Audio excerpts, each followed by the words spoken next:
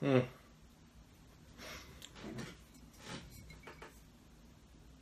Oh man, I'm drunk, guys. I really am. I've been drinking some Captain Morgan original spiced rum. I don't know how original it is, but we know that this guy's got a big dick. We know that for sure, right? I mean, look at him. He's so happy. He's just happy with his life. He's got a big dick, guaranteed. I'd go so far as to say that he's also our daddy. This guy's fucked so much, I bet, that we're all related to Captain Morgan, which technically makes us all related, which technically means that we're fucking each other in some way or another. I don't know what the fuck I'm talking about. My sweet goats, hi, how's it going? How are you doing? I'm so sorry for not uploading for about a month. Listen, I was on a roll in June and July, you know, towards VidCon in July. Things were good.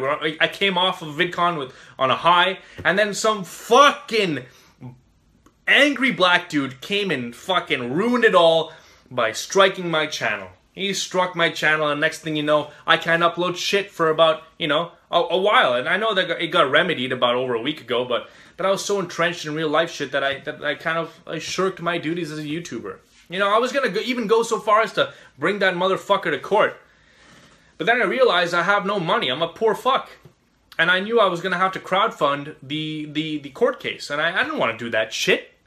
I don't want to waste your money just to say fuck you to the guy. Fuck him. He's dead to me. It doesn't matter. It doesn't matter. None of that shit matters. What matters is that we're here now, and I wanted to say thank you very much to the 14,000 and plus subscribers that have joined since July. You guys are amazing. Thank you very much for subscribing to the channel that hasn't been uploading content for a month. I do promise I will change. I know that actions speak louder than words, and I promise you that these actions will speak louder than words. I want to go so far as to make a Patreon so that I can be held accountable to creating content for you guys. You guys are something else. You guys are fucking something else. And thank you very much for supporting me as much as you have. Now, yesterday I talked a bit about marriage on Twitter, by the way. If you guys haven't been following me on Twitter, please do follow me on Twitter. That is where the conversation is the most active. I talked about how marriage is something that isn't really that desirable among millennials, and of course a lot of people came at me with some statistics suggesting that, you know, that the divorce rates are high, and that, you know, that majority women engage in divorce, and I feel like this is a lot of people have had some bad experiences in relationships. And so I don't really want to talk about that. Listen, you guys know what I think about marriage. I love marriage. I can't wait to be married. I can't wait to be a good husband. I can't wait to have kids and be a good dad. I can't wait to have barbecues for my kids and their friends and my family members and my neighbors. I can't wait to do that shit. That's something that I really want to do. So we can get that right out of the way. I'm pro-marriage. I'm pro just spending the rest of my life with someone that I love. But I know that some of you guys are on the fence. And I wanted to share an experience with you, a breakup that I had with you. And I'm hoping that it kind of allows you to understand that even though things do end, it doesn't necessarily mean that you were fucked over. So let's go back to 2009 when I was in a relationship with a girl who I was in love with at the time. She was my first everything. She was for the first time I had sex. She was my first girlfriend. She emotionally cheated on me and pretty much groomed another guy to be her boyfriend before moving on from me. And I found that out afterwards, and it broke my heart. It destroyed me. I was like, what the fuck? She told me I had no direction. She said I was pretty much a useless guy.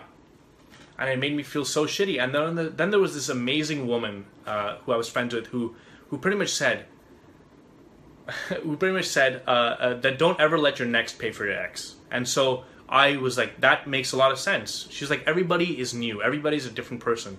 It doesn't matter if you had some shitty experiences with this girl.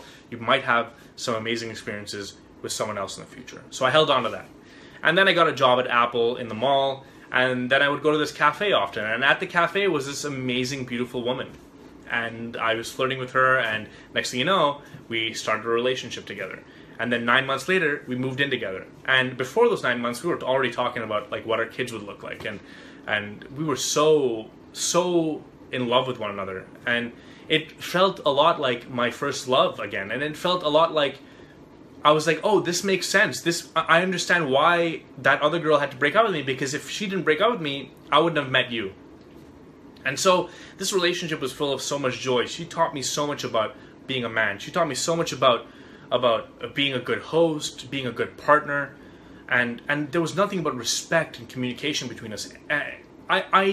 I trust this girl with my life. I could call her today and I could say, I'm having a bad time, can we please talk on the phone? And she would answer. She's just that incredible of a fucking person. But times got rough. You know, 3 years down the line, we weren't as sexually attracted to each other. I wasn't having sex with her as much as I would have liked to, and she stopped liking my smell. In fact, she thought I was in a lot of ways repulsive, not in a really bad way, but like she was repulsed by the scent that was coming off of me, and I think that has a lot to do with our instincts and pheromones and stuff like that. And anyway, she just wasn't happy with me anymore. And we had this conversation. We had a conversation about March of 2013. She says, I'm not happy. I'm not as in love with you as I was before. And I was like, okay, let's go ahead and try working on it. And we tried working on it. We did. We definitely tried working on it. But I was unhappy with my job. I was unhappy with the direction I was going in. And of course, that unhappiness, or that lack of happiness, it just leaked into the relationship. And so next thing you know, come October, she was still unhappy and I was unhappy. And then we had a conversation, and that conversation was, do we break up? And the answer was, yes, we should. And so we had a glass of wine together and we cheers to an amazing relationship, and we went our separate ways. I moved out, and throughout the whole moving out process, all she did was ask me what she could do for me. And all I did was ask her what I could do for her. But we knew we were breaking up. But we understood that we had built this relationship of respect. And it was something that impacted me so much that now, even though I've had bad experiences since then, I can't be jaded, because I had this woman in my life who I'm not in a relationship with anymore. But we ended in such a good way. We ended in a way that I feel like I didn't lose anything, and I know that there's someone else out there that's like that I can spend the rest of my life with. I know that. I just feel that. And I just hope that a lot of you guys can find that person too. And that's it. That's it. I love you so much. Thank you so much for watching. If you did like that, be sure to go ahead and hit that sub button. And more importantly, share this with a friend. Thank you so much for watching. Bye-bye.